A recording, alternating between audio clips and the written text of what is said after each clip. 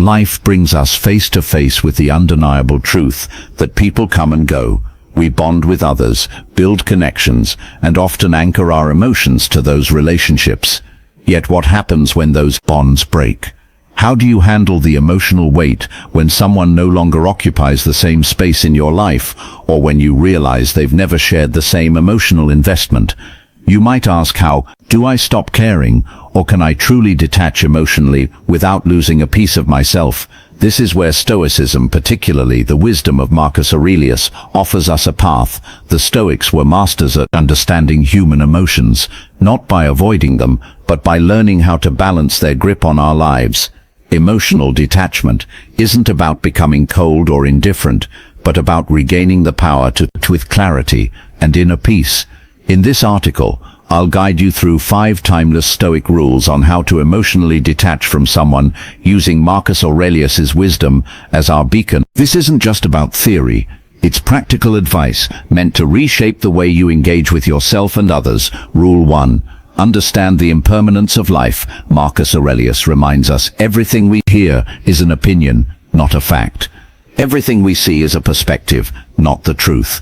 When it comes to emotional attachments, we often cling to our personal perspective of someone, a narrative we create about their importance in our life. But the reality is all relationships are transient. One moment you're close, the next they're gone. Whether through distance, death, or the slow fade of intimacy, people leave. It may seem bleak, but this is the Stoics' first rule of detachment.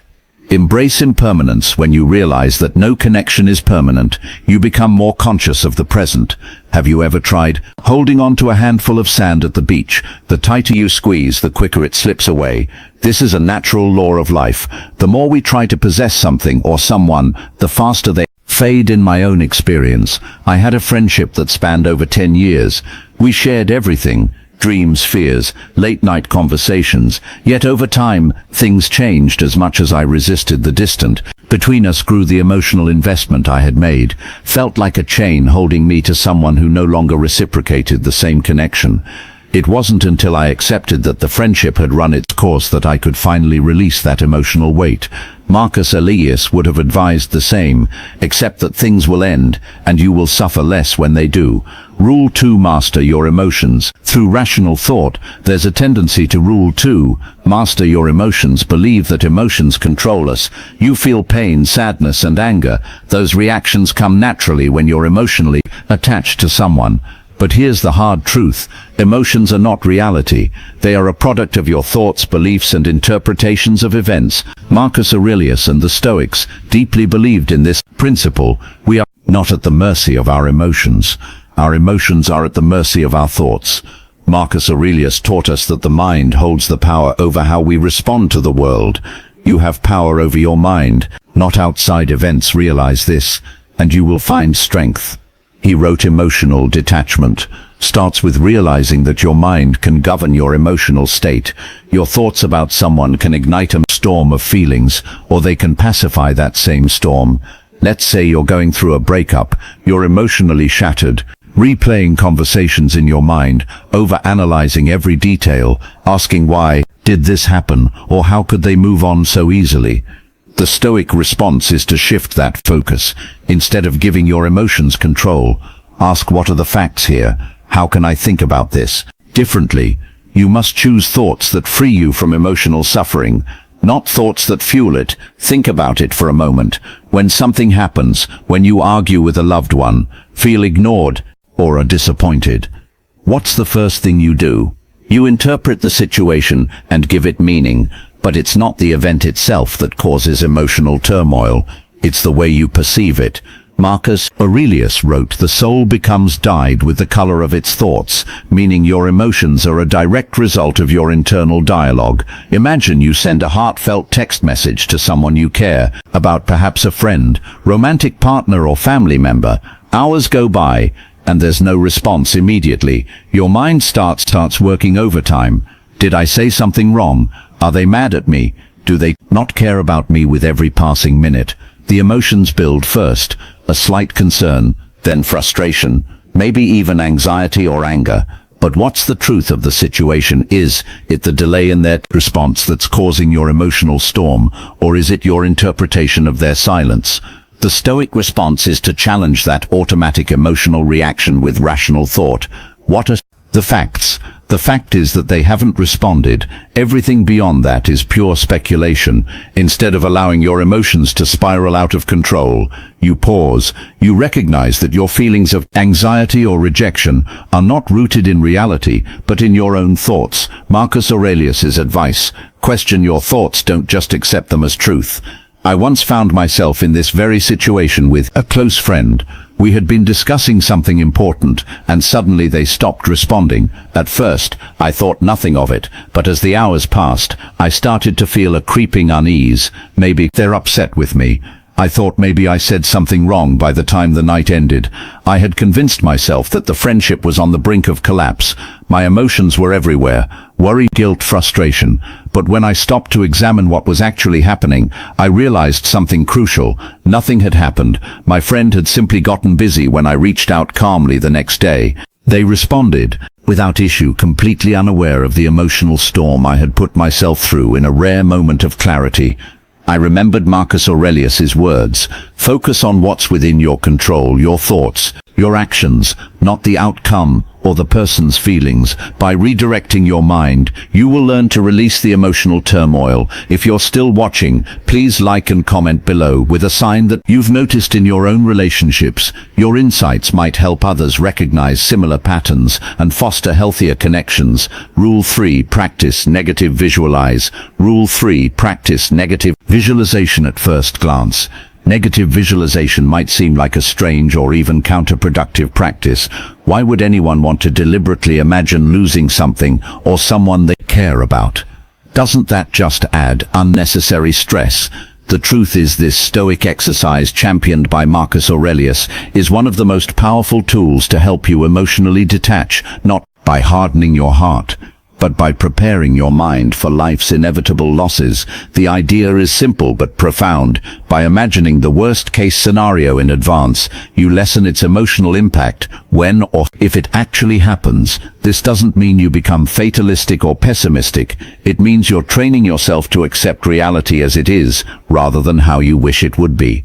Marcus Aurelius wrote, "Do not disturb yourself by imagining the whole of your life's troubles at once. Rather, as each arises, meet it with calmness and self-control." In essence, negative visualization builds resilience. Imagine a person you're deeply attached to, a partner, a friend, a family member. Now visualize your life without them. Picture them no longer in your day-to-day life. How does that feel? Uncomfortable? Painful? That's exactly the point. The Stoics believed that by facing the emotional discomfort of loss in your mind, you reduce its power to devastate you in reality. I remember practicing this during a time when my best friend was considering moving overseas. We had been inseparable for years, and the thought of them being on the other side of the world filled me with dread. But rather than suppress that fear, I embraced it every day. I'd imagine what life would be like without their presence. I pictured myself going about my routines, hanging out with other friends, and finding joy in new things by the time they actually moved. I wasn't blindsided by grief or loneliness. The loss still stung, but I had already mentally rehearsed it, and that made all the difference. Another aspect of negative visualization is recognizing that loss is a natural part of life. Everything you cherish will one day be gone, either through separation, change, or death. This isn't meant to be a morbid thought, but a liberating one. When you stop expecting permanence, you stop feeling entitled to it. And when you stop feeling entitled to something, the fear of losing it diminishes. Take relationships, for example. Most of us, when we enter a relationship, assume it will last forever. We don't plan for things to end, but the truth is, nothing is guaranteed. Rather than clinging to the false hope of permanence, the Stoic approach is to appreciate what you have while you have it, knowing that it will eventually change. This shift in perspective can be incredibly freeing. I once had a relationship where I was constantly anxious about it ending. The thought of losing that person consumed me. But when I started practicing negative visualization, I stopped obsessing over trying to control the outcome. I imagined life after the relationship, and although it was painful to consider it, reminded me to be grateful for the present moment. When the relationship did eventually end, I found myself more prepared than I ever thought I'd be. The real gift of negative visualization is that it strengthens your inner resilience. By repeatedly imagining worst-case scenarios, you develop an inner stability that can't be easily shaken by life's changes. You learn that no matter what happens, you will be okay, and that's the ultimate form of emotional detachment, not from life, but from the illusion that you need things to stay the same in order to be happy. Rule 4. Focus on what you can control. One of the core teachings of Rule 4, focus on what you can control, Stoicism, and one of the most empowering realizations you can embrace is that there are things within your control, and there are things outside of your control. When it comes to emotionally detaching from someone, this distinction becomes absolutely crucial. Why? Because so much of the pain we feel in relationships stems from our desire to control things that we simply can't. Marcus Aurelius, in his Meditations, repeatedly emphasizes the need to focus only on what is within our control, our thoughts, actions, and responses. Everything else, other people's behavior, the outcomes of situations, the passing of time, is outside of our control. The more you try to control what's outside your influence, the more you will suffer. Emotional detachment, then, is not about coldly distancing yourself from others, but rather about letting go of your attachment to outcomes. You cannot dictate when you're deeply attached to someone, whether it's a romantic partner, friend, or family member. It's natural to want to influence how they feel about you. You want them to care about you in the same way you care about them. But the harsh truth is that you can't control their emotions. You can't make someone love you, appreciate you, or treat you the way you deserve. The only thing you can control is how you respond to their actions. Take a moment to reflect on a time when you tried to influence someone's feelings or behavior. Maybe you bent over backward to win someone's affection, or you exhausted yourself trying to prove your worth to a friend who never seemed to truly value you. How did that feel? Likely, it left you feeling frustrated, anxious, and powerless, because you were chasing something beyond your control. In my own experience, I was once in a relationship where I felt like I was constantly trying to keep things together.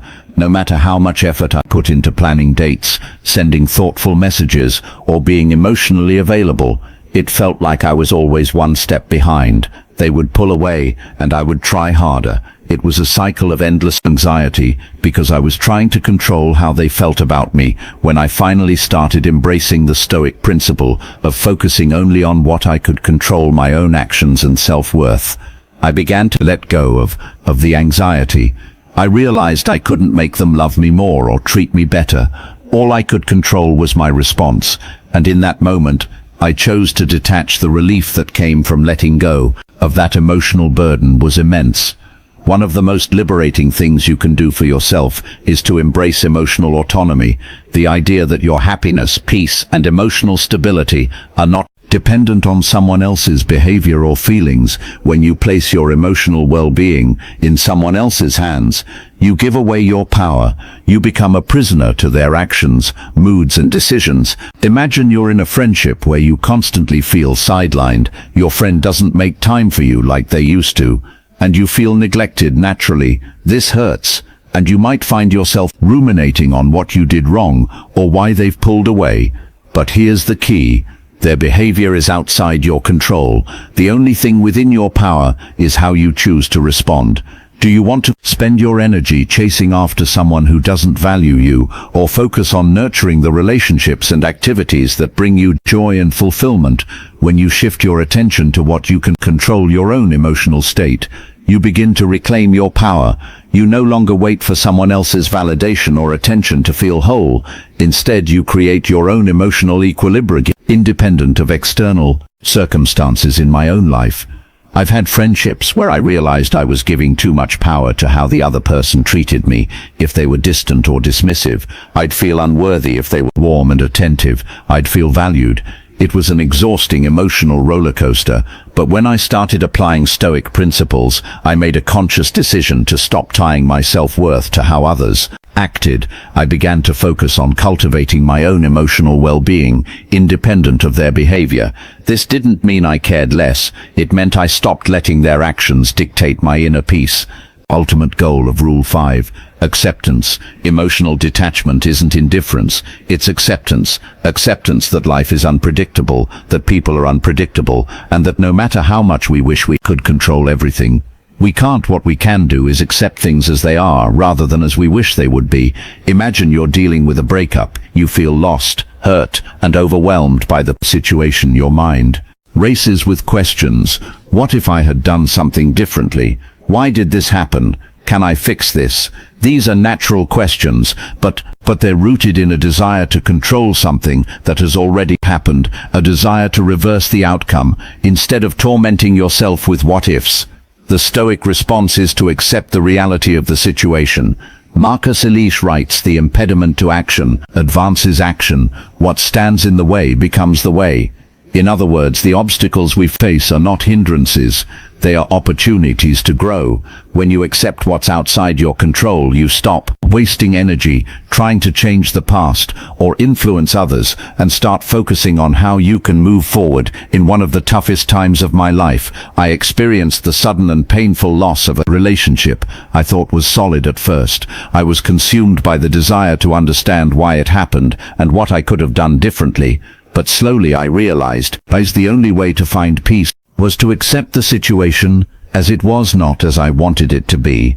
I couldn't change the past, and I couldn't control how the other person felt. What I could control was how I reacted to that loss. Instead of clinging to what was gone, I embraced the present reality and found strength in acceptance. Rule 5, reflect on the bigger picture. When you're deeply entangled, in the emotions of a relationship or difficult situation, it's easy to lose perspective. Stoic philosophy, especially through the teachings of Marcus Aurelius, encourages us to take a step back and reflect on the grander scheme of things. Aurelius often emphasized that our troubles, fears, and desires are mere fleeting moments in the vastness of time. By adopting this broader viewpoint, emotional detachment becomes easier.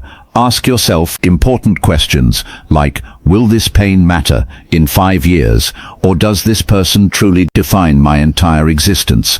Shifting your focus from immediate emotional turmoil to a higher level of reflection helps you realize that much of your distress is tied to temporary circumstances. Stoicism reminds us that no single person or event should wield such power over our remote well-being. When you're overly attached to someone, it's easy to make them the center of your universe. Your happiness and self-worth can become entangled with their presence or absence in your life.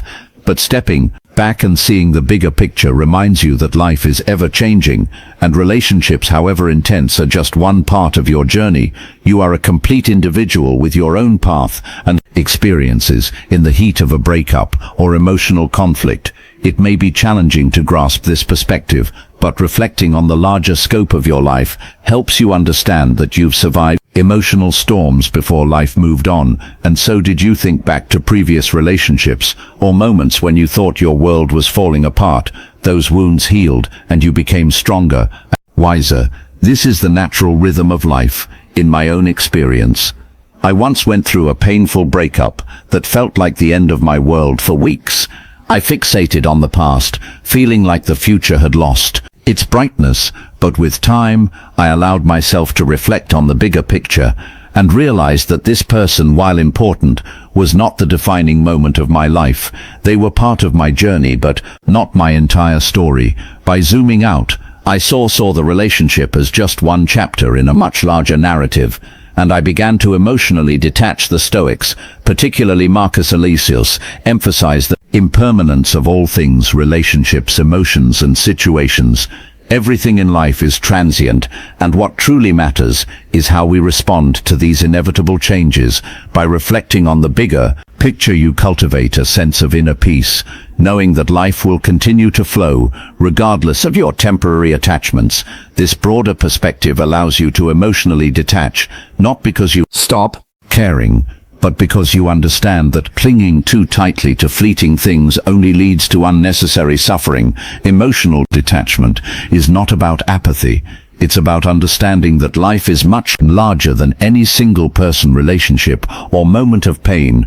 By seeing your life as a vast interconnected web of experiences, you free yourself from the tunnel vision that emotional attachment can create. Ultimately, emotional detachment is not about shutting down your emotions or closing yourself off from the world.